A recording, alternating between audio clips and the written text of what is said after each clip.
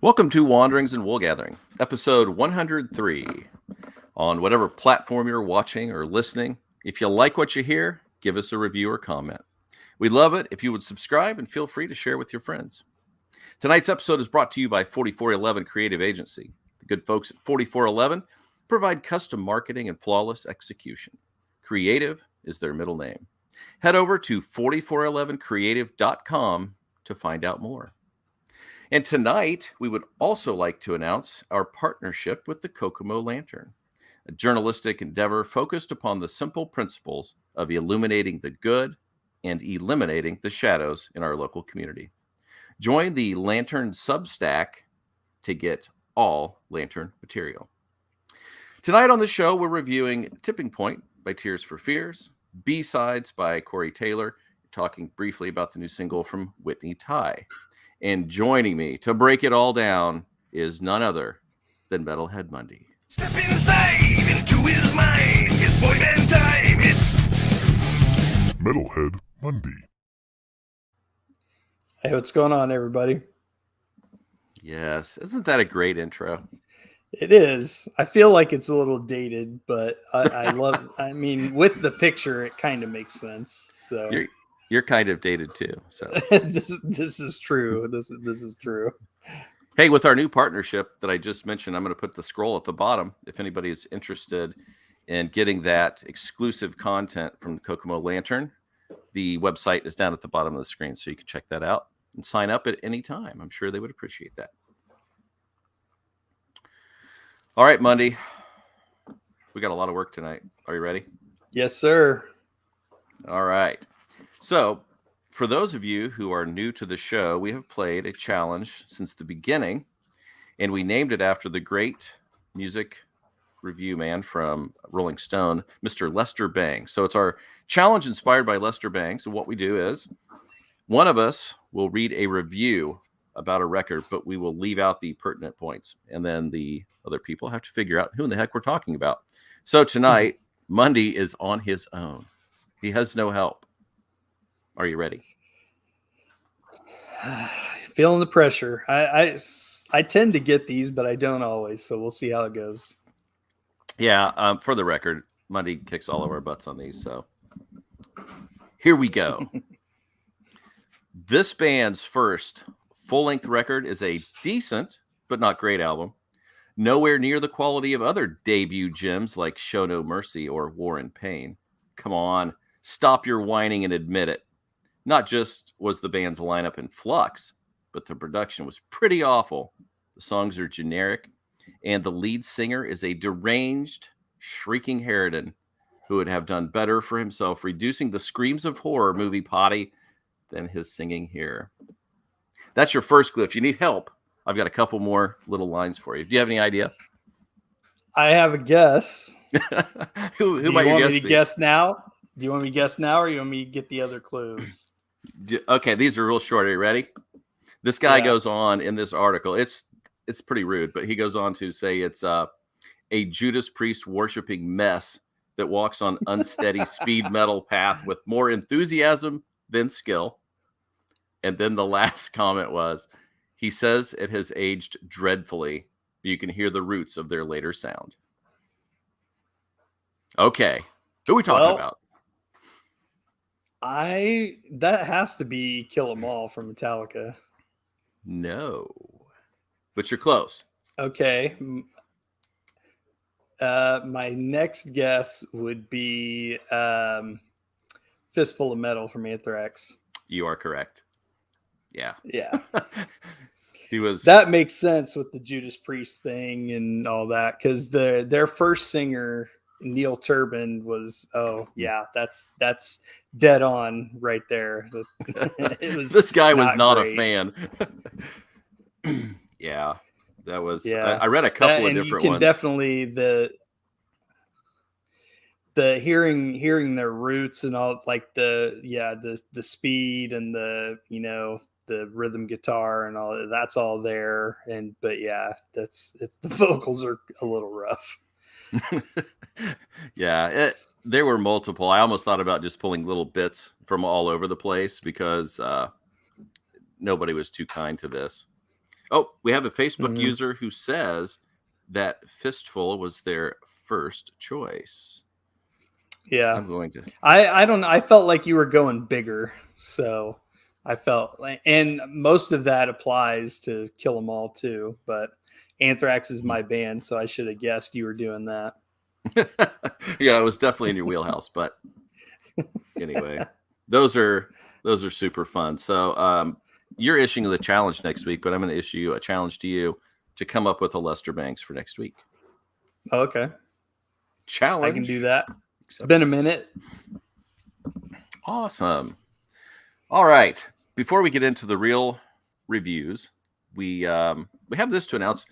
Friend of the show, Whitney Tai, who works with Michael Cervolo on Beauty and Chaos, has a new single coming out with Harry Votto called Free Time. Mhm. It actually debuts on March 11th, but we got a sneak peek. So, Monday, what'd you think? It was great. I mean, it's kind of a straight up pop song, and but it in the best kind of way. I mean, it's all the music's fantastic. Her voice is just wonderful, which we know from the Beauty and Chaos project. But yeah, I mean, it's great. It's a head bobber. It's gets your attention, keeps your attention, and made me want to hear what else is coming. Yeah, she had described it as reminiscent of Dua Lipa, and I Mhm. think that would be an accurate assessment. Yeah, my wife picked up on that too. That's the first thing she said when we were listening to it. Yeah, so I think you all definitely ought to look forward to that. Here's the description of the song. Free Time, the name of the song, is a sensuous, lyrically playful, bass thumping, feel good anthem that outlines the struggles of love and fun, especially when other people or other versions of yourself are too caught up by work, drama, and professional things that don't allow one to find true joy in the moment. So, very cool song. I hope everybody will check that out on March 11th when that comes out. And her recent single, Dreamcatcher, just hit 50,000 streams. So that would be another one for you to check out. And she's got some other tasty albums too. If you can go to Spotify or, Apple, wherever you get your music. So what do we got here at the bottom? Oh, I think they were a little slow on that. Nope. Turban. Oh, not turban. Not turban. Turban. Here we go. Okay. Thank you for playing along, though. All right. Tears for Fears. They're back. It had been 18 years since their last record.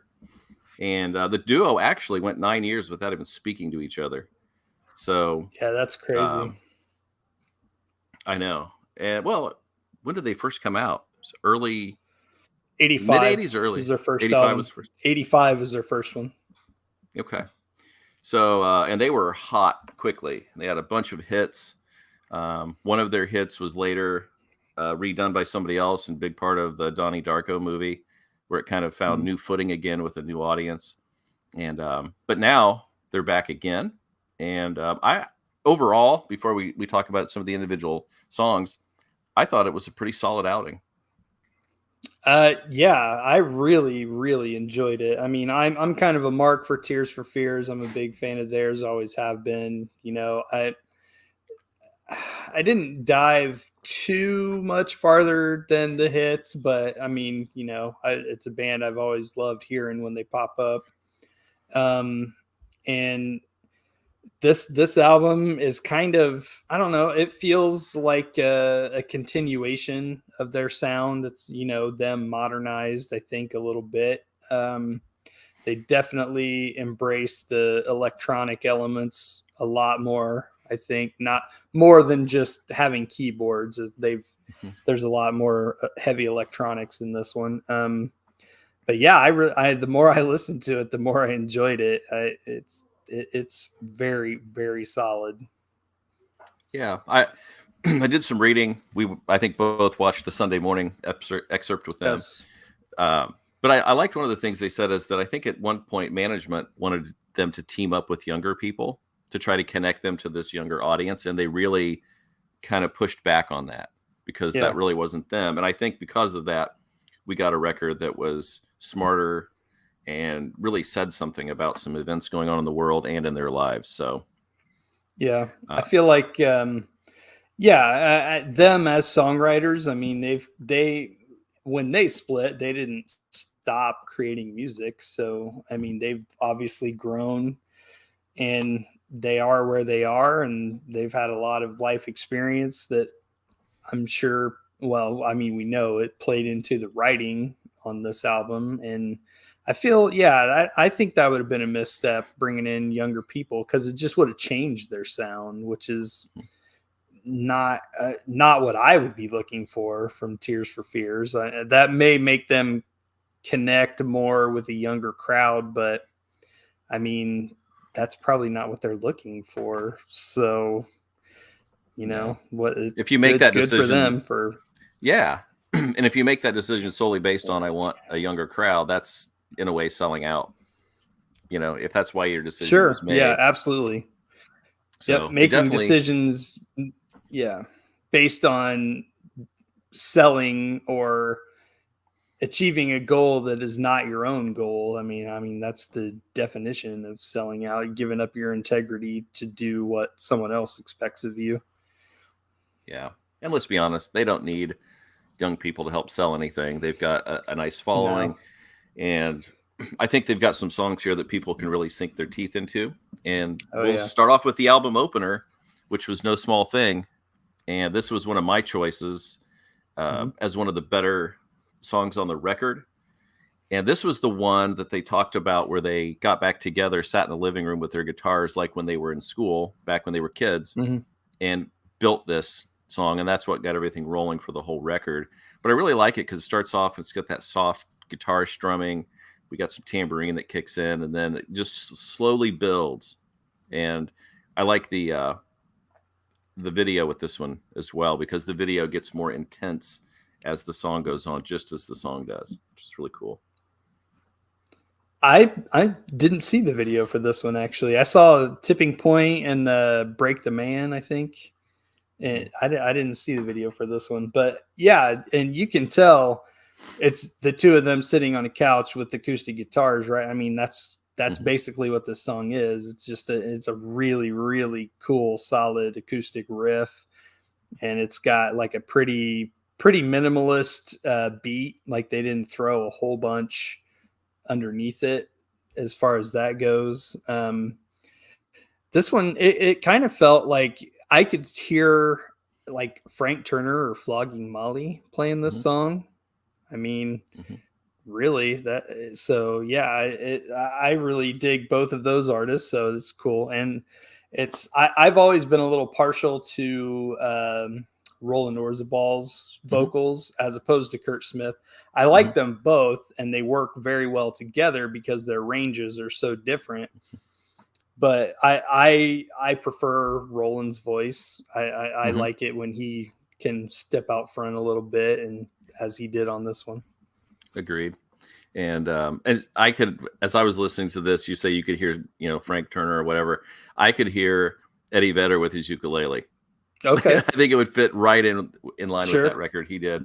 And what an appropriate song. Freedom is no small thing, especially with what we're dealing with. And I say but what the world's dealing with right now over in the Ukraine. Right. So excellent song. And I think a great album. It's different than your typical album opener, but based on listening to the whole album all the way through, I think it's a nice album opener. Works for me. Yeah, it works very well. Okay. So the next song we wanted to dig into was Tipping Point, if we're going in order of songs. And what did you think? I think this was the first song that I heard off of this record. Like I said, I checked the video out. I watched it a few times. And obviously, Roland talked about the writing of this song.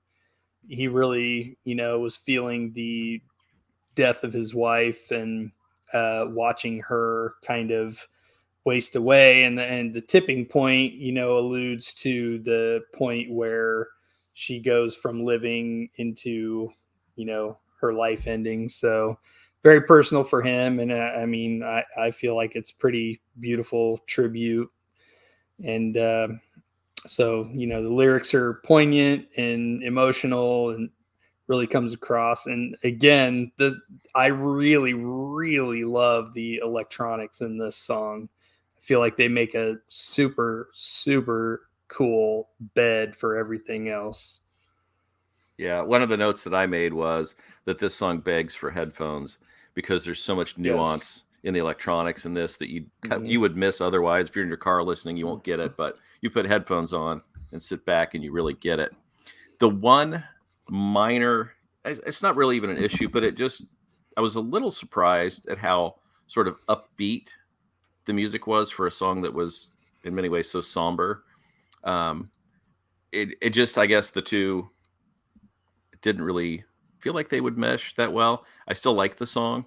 I love the meaning behind it. Mhm. Um, I just was a little surprised that it was as upbeat and poppy as it was, but artist choice.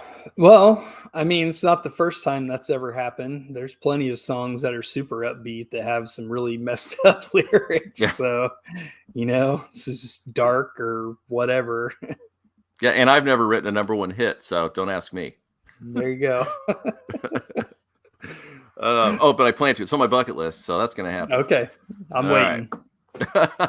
All right. The next one we wanted to talk about was My Demons. And so this was one that you initially were attracted to. So what do you got?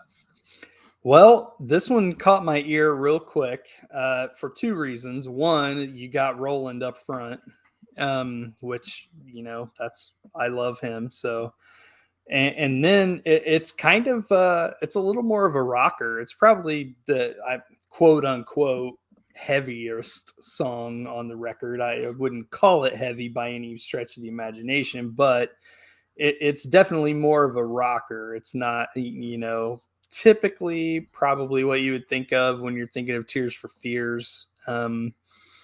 Electronics are on point again, and I, I love his voice and I love his delivery on this song, but honestly, like following along with the lyrics, I still don't know what the hell he's talking about. I don't know what they mean, but I'm here for it. I love this song. It's about extremism.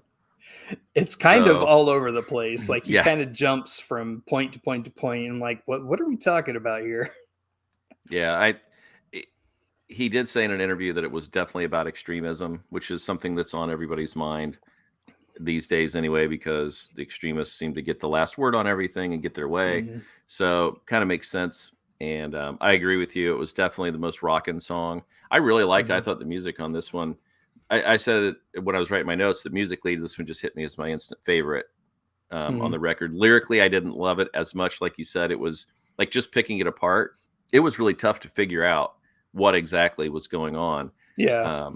But when I read that, I went back and looked, and I was like, oh yeah. You can see the remarks about extremism. That does make sense, but I can see that. it just didn't hit me the first time around. Yeah. And then we also wanted to talk about Rivers of Mercy, which this is it's the very next track after My Demons, and it's a definite you know, kind of a hard 180. And because this one is a pretty melancholy, pretty mellow track. And they do a little switcheroo because like when it starts, Roland is singing, but then Kurt kind of takes over, and he's kind of up front for the rest of the song, that's fine. I mean, like I said, I'm a Tears for Fears fan. I got no problem with that. The vocals in this song are just absolutely gorgeous. The harmonies are outstanding. The music, a little bit ethereal, atmospheric. There's a lot of atmospheric sounds and stuff kind of, you know, rolling around in the background. The lyrics, to me, I feel like Rivers of Mercy is kind of like, you know, you're thinking of going into being thrown into the rivers of mercy to kind of like a place to escape to when everything is kind of overwhelming you and weighing on you and everything, and just want to be thrown in the rivers of mercy to get away from all of that, to get a break from all of that. So it really, really poignant song. I enjoyed it a lot. Yeah, I like that that started off with the sirens and sort of all of the hubbub in the background, and then as he's sitting in his garden in the countryside, you hear that Got some special guests. the Chihuahuas have arrived, so that's always fantastic. That's Desi starring on the show. But anyway, so I think what you're talking about, the Rivers of Mercy, I think you're right. You're dead on with that one. And for him, it was sitting in his beautiful garden out in the countryside in England, and then all of a sudden he would go to the computer or the TV, and it would be like, mass chaos and all the problems in the world. And I think at the time it was a lot of the BLM stuff that was going on, the riots, and so there was that stark difference that was just staring him in the face. So very cool song, and I loved how it moved through. And you're right, it was serene and kind of ethereal as it went on. Good song, and all four very different. If you think about that, the ones that we picked that we like, one is a acoustic guitar driven song. Tipping Point had some great nuance in the electronics, but it definitely was a little more poppy. My Demons was harder driving, and then Rivers of Mercy then backed off, and it was sort of ethereal. So all great, all different. Yeah, I think that's the mark of a good band, when you can make 4 songs on an album that are that different, and those are the 4 that we picked to highlight. So yeah, absolutely. And I'm glad they decided to go their own route, stick to their guns, and do what they do, because I really like this. So if I were to score this out of 5, I would say probably a 3.5 out of 5 for me. It's not something that I'm going to go back to and listen all the time, but definitely glad that I did. And I really like the messages throughout the songs. Yeah, I probably started out around 3.5, but I'm sitting at about a 4 right now. And like I said, the more I listen to it, the more I like it. So I'm probably going to keep listening to it. Not every day, but you take a deep dive on something like this, and sometimes you get tired of it, or you want to, take a break from it or whatever. But I feel like I will come back to this more than I thought I would when I first listened to it. Gotcha. All right. Excellent job, boys. And now we're up to CMF on this one. CMF B sides. He's changed it from CMFT. Same group, but hitting the B sides, adding a few, changing a couple to acoustic. And before we start talking about the songs, the musicians around him are so good. Christian Martucci, ever since he joined Stone Sour, I've loved him. He is fantastic. Jason Christopher, you're not going to get much better than that. Corey is fantastic in his voices and everything that he does, but man, he has surrounded himself with some excellent musicians. Yes. Jason Christopher is a favorite of mine. JPP and I have seen him a couple of times live with Prong. He plays bass with them when he's available to. But in recent years, he's toured with Tommy and been on a couple of albums and stuff with him. So I really dig him. And man, he and Corey are very tight, like they're kind of best friends. And it's cool to see him around and his input. And man, he's a good singer, great backing vocals with Corey. So yeah, I really dig Jason a lot. That was one of the things that I noticed as I was listening to these. It's always tricky when you're doing covers. They usually change them up a little bit, but on a lot of them, you could just tell musically what they were producing was probably better musically than the original. Not to say to lessen the originals any, but they're just, I think, better musicians than Kiss or the Dead Boys. So that's just going to come out. You know what I mean? I touched on that. If we go track by track, like I touch on that a little bit when we were talking about the Kiss cover. Well, let's hit it. We're going to go. We've already talked about Holier Than Thou, but we can just briefly hit on this one again. We did this one back when we did the whole Metallica Blacklist We did that in 2 episodes because it was so long, Yep. and so we talked about it then. But did you change your mind here or anything? You still like it?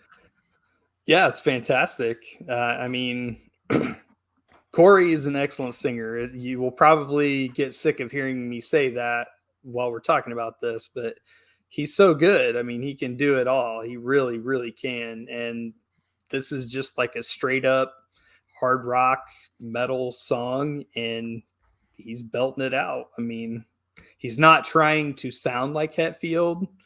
I would never say that, but I mean, he could hang with him. So he's right there. Yeah, I feel like of all of them on the record, this is the one that's the most straightforward.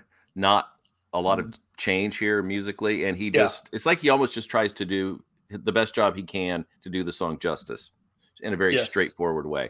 And when you think about the lyrics, that is definitely in his wheelhouse. You know what I mean? About hypocrites and things like that. So I could see why he picked that one when they did the Blacklist. Yeah. Okay. I'm a little curious.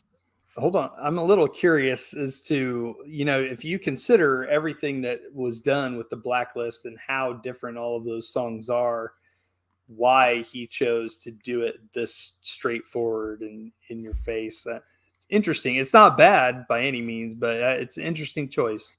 Just a choice. Yeah, that would be we're going to have him on the show and we're going to ask him. Yeah, there you go. No, that's a good question. Because he can change his voice to be about anything, but maybe it was just the rockin' nature of the song. He wanted to rock it out. Yeah, maybe. I'm good with it. Yeah, me too. But then he changes for the next one because All This and More is a very punk song. And so he can't sing it the same way that he did on Holier Than Thou. But I thought he did a fantastic job. And this is one, too, where I think the band is just flat out better. Because, the punk guys weren't too concerned with being articulate musically as the message and just being loud and obnoxious. Yeah, I am not too familiar with the Dead Boys, and I didn't bother to go back and listen to the original, just because I don't really care. I did, and Corey's voice is better. Yeah, well, I mean, like you said, we were talking about punk musicians, like especially if it's early punk. I mean, they were. They were not concerned terribly with skill. We'll say that. I went back and listened to a number of songs on the record. It's good. So I would definitely give it a listen if I were you. It's pretty cool. All right. But yeah, I mean, this is it's a fine song. It sounds almost, I don't know if it's just the update or if it's just what I'm used to hearing more now these days, but it almost has a pop punk feel. Mm-hmm. I don't know. Yeah, I just think some of those grooves are just cater to that. It doesn't take much to switch it from a straight up punk song to more of a pop punk. I mean, tempo, a beat or two, and I think you got it. So I don't know, but I really like the original, and I like this one a lot. This was really a good song, and I like the way he changed it. So he did incorporate some of those punk elements in his voice. Yeah, I got to say, if there was one song that I was going to skip on this album, it'd probably be this one. Okay. All right. So the next one is actually one of his own. This is off of the CMFT record, and he's just done this one acoustically this time, and it's Kansas. I would have said if you were going to do one acoustically, this would have been an easy one to do, just by the nature of the song, the lyrics, and the feel of it. So, did you like it? Yeah, it's fantastic. Corey's voice lends itself very well to doing acoustic songs. He is so in control of his instrument, if you will. He can, hang back and do the more subdued stuff and then just belt it out, bigger than life. And, this is a good example of that. And again, I touched on the harmony vocals when I was talking about Jason. There's great examples of that here. It's a good companion version, I think, to the song. And the lyrics, I think, work well as an acoustic song because it's a little little melancholy. You're talking about being on the road and trying to get home. And if I get to Kansas, then I'm almost, I'm halfway there or whatever. So it works very, very well. Yeah, I couldn't agree more. I really have nothing to add. What I was going to say, you just said. So, and I like the other version too, but I think I like this acoustic version better. I think it works better for the song. Cool. So, all right. And then Shaken, Eddie Money. What a great choice to do. I wasn't sure at first, but then you hear it. It's just like, he just gets straight rock and roll, and it worked so well. He's great song anyway. Obviously a fan. I mean, all of these covers that he does he's obviously a fan of at least that song, if not the artist as a whole.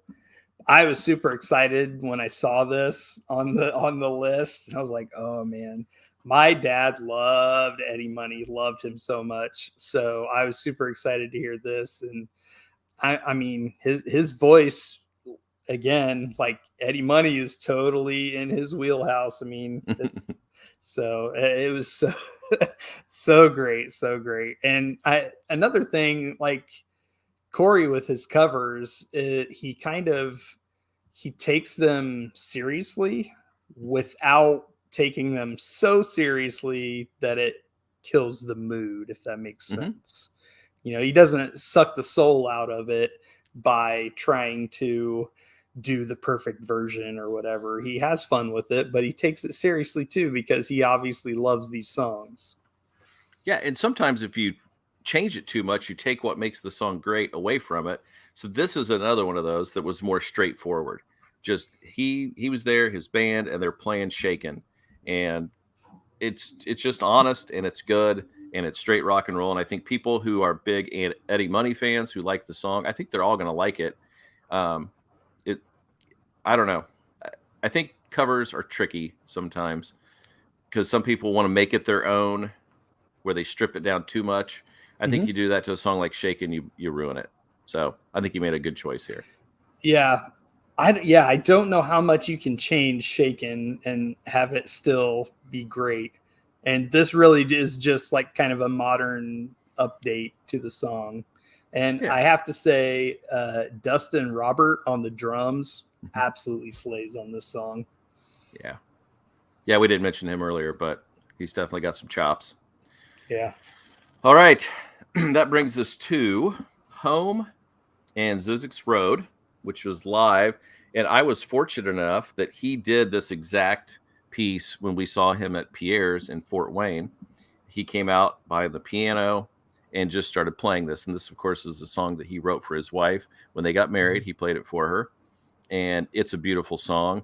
And he just takes it, he's playing piano, and he just naturally segues right into Zizek's Road, which is another Stone Sour song that it's a really mellow one. I know people who are big Slipknot fans kind of shy away from that because it is such a lovely, light, airy song.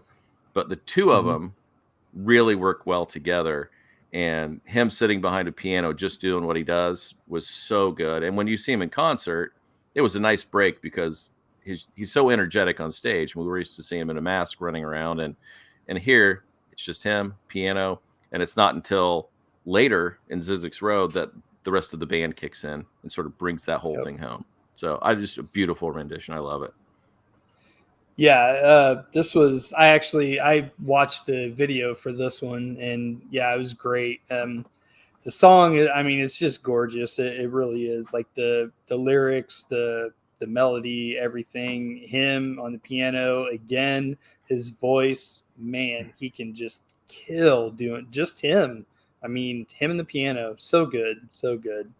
And when I was talking about Jason Christopher earlier, this is one where he really shines too. When they kick into when the band comes in with Zizek's Road and you got everybody playing, it's Corey and Jason singing together, and for a lot of that, and they sound wonderful together. And like I said, they're really good friends. So I'm sure like when they're just hanging out and goofing off, they're probably messing around with music and singing together and having fun. So it really comes through in this one. Yeah. So if there's anybody out there that wants to introduce their mother to Slipknot, you might start them off here and then move on. It's just a natural segue. So. I had okay, I got a good one on that note. So, when I was a little baby metalhead and stuff, and I started listening to all this hard music, I would play, my mom would hear some of it and just kind of shake her head and whatever and walk away. But the ballads, I would try to play some of those for my mom and be like, see, Mom, they sound really good. They're really good singers and musicians. It's and called Beth, Mom. Yeah, she would be like, why can't they just sing like that all the time? No. No, you don't get it. You don't get it. Get out of my room. I could hear that conversation. Yep. That's funny. All right. So that brings us to Lunatic Fringe, which I have loved that song since the movie Vision Quest. I don't know how many times I watched Vision Quest when I was a kid. I think they came out in 85. Matthew Modine, great movie. Red Rider here playing Lunatic Fringe. And this one, I think he reworks it a little bit. It's definitely different than the original. He keeps that tune or the melody of the song, but this one starts off with a very different guitar feel. It's almost like a Spanish guitar kind of sound. And then as it goes through, it's more sparse. It definitely is not as active as the original song, but I loved it. When I first heard this, I thought, oh my gosh, put the headphones back on, listen again.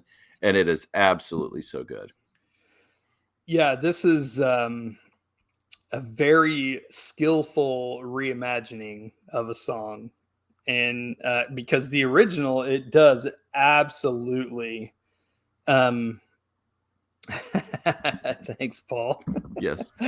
But there's the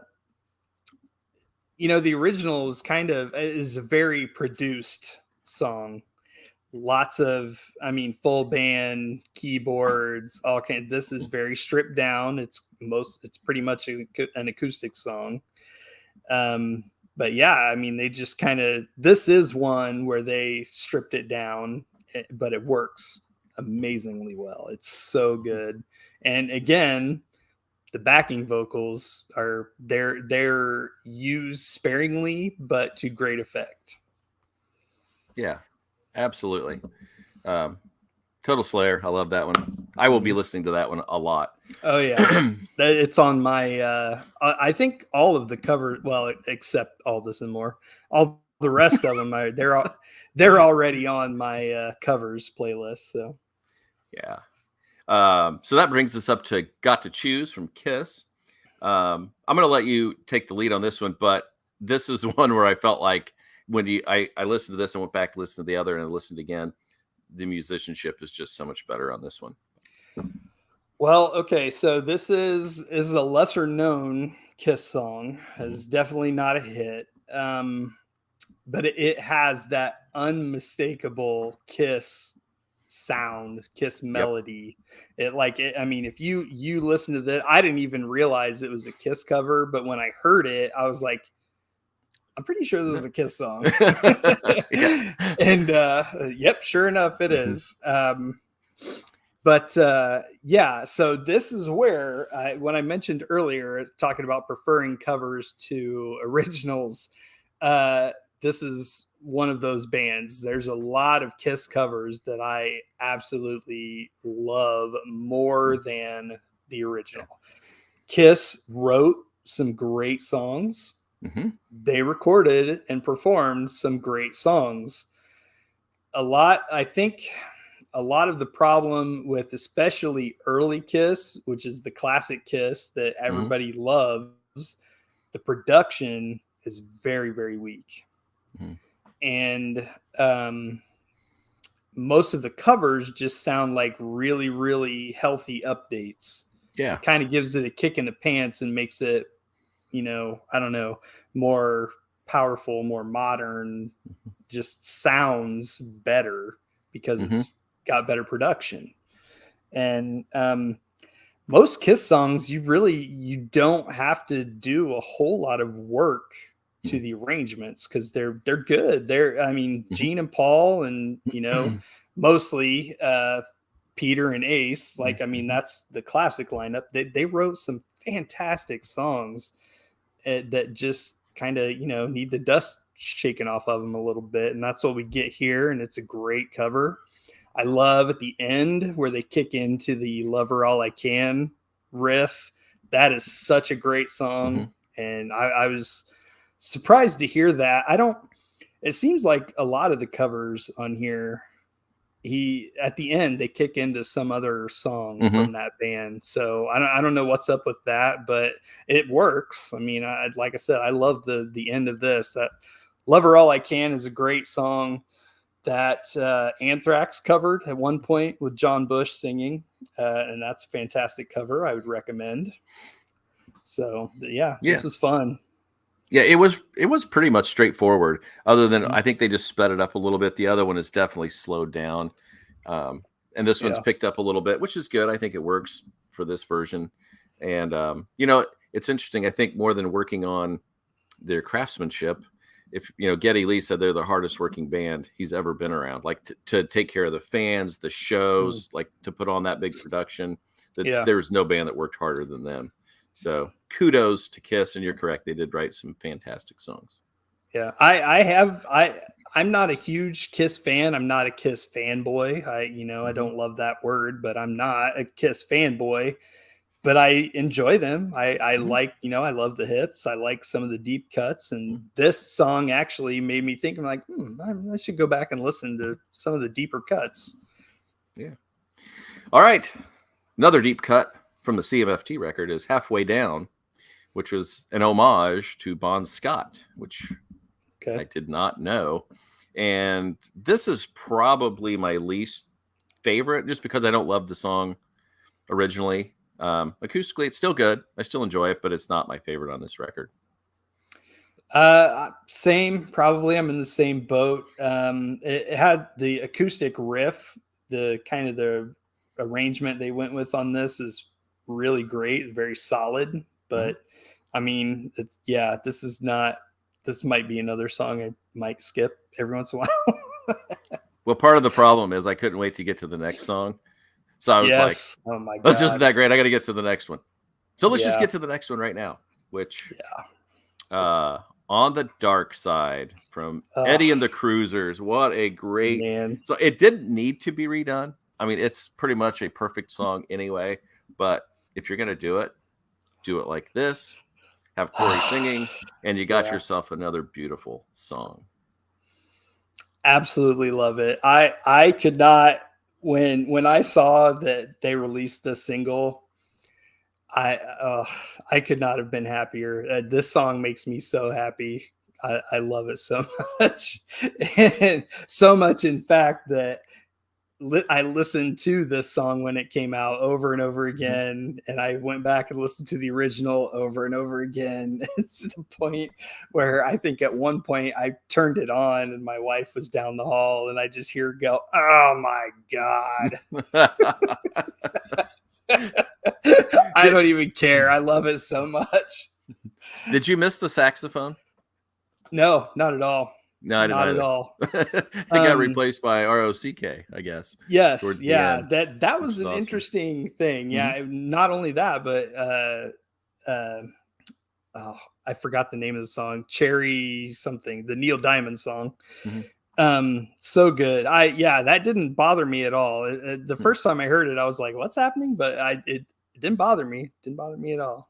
That's because it flowed so easly right into that. I mean, it felt like it was part of the song. Yeah. So what a fantastic.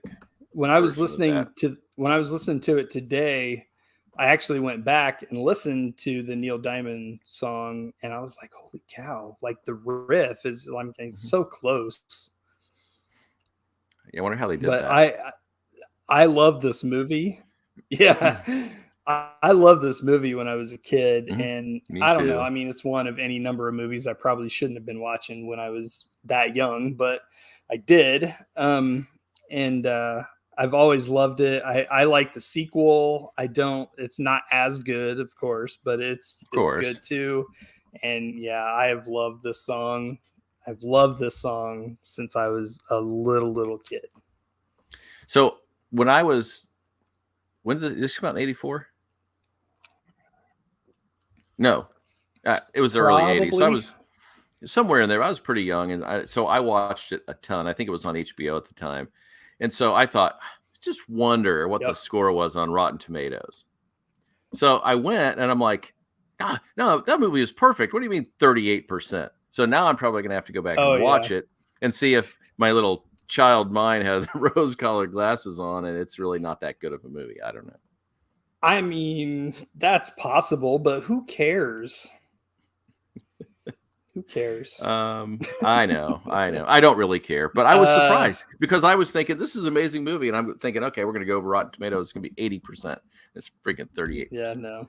So there's tons of movies that I loved as a kid that I'm sure are so hot garbage. Not only do they have terrible scores on Rotten Tomatoes, they're probably, well, I can think of one off the top of my head that is, I mean, there are scenes in it that it would get crucified today. So just for the content, but Eddie and the Cruisers came out in 1983, by the way. By the way. All right. So I'm excited. So I'm going to give this a 4.5 out of 5. And I will listen again and again and again because I loved it so much. So, and of course, I am a Corey Taylor fanboy. So I'll just own up to it right now. So I'm definitely going to keep listening to this. And we're only a few months away from new Slipknot. So can't get much better than that. Yeah. What'd you give it? I just, because of the 2 skippable tracks, I might go 4.25.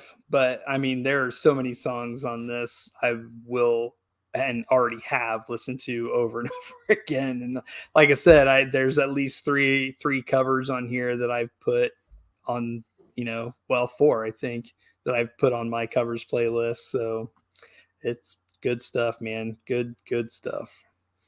Awesome. Okay. So that wraps up all the work that we had to do this week. And so next week we have 2 things we're doing. Well, 3. I've already issued the challenge for Lester Bangs. We're going to review the new album from Crowbar, and we're going to play Mr. Mundy's challenge. Do you want to remind everybody what that challenge is for next week? Yeah, we decided to skip it this week just with the 2 of us. We'll try to do it when we have at least 3 of us. It'd be more fun. But basically, I want you to pick any song that you want, any song at all. Does not matter what it is, and come up with a brief video treatment for that song. So the video treatment is just like basically when you listen to this song, what do you see? Like, what do you see playing out? Or like you are the director, you are making the video for this song. What is it? I love it. That is a challenge. I mean, you really got to think about that one to make a little bit work. Yeah. So, all right. Well, where can we find Mr. Mundy? If we wanted to go find you on the old social medias, where might we find you? Just find me on Instagram at Metalhead Mundy, and you can see right there it is MUNDY. Hit him up if you have any questions, or if you're a Metalhead Mundy fanboy, you hit him up. Sure, there's plenty of those. Oh, well, me and Paul. So, all right. And you can find me at Foggy's Pal on Instagram and Twitter. DM me if you want anything. If you know some music that we need to be checking out, send us comments. You can comment on the YouTube channel. You can also do it at Facebook, or you can hit any of us up on our Instagrams and Twitters. We would love to hear from you, and we'd like to know what you would like us to talk about. That would be fantastic.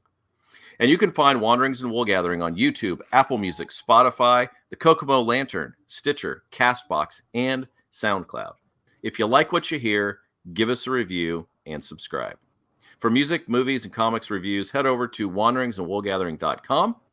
And until then, we will see you next week with Crowbar and Mundy's Challenge. Until then, everybody, have a great week. We'll see you next Sunday. Bye now.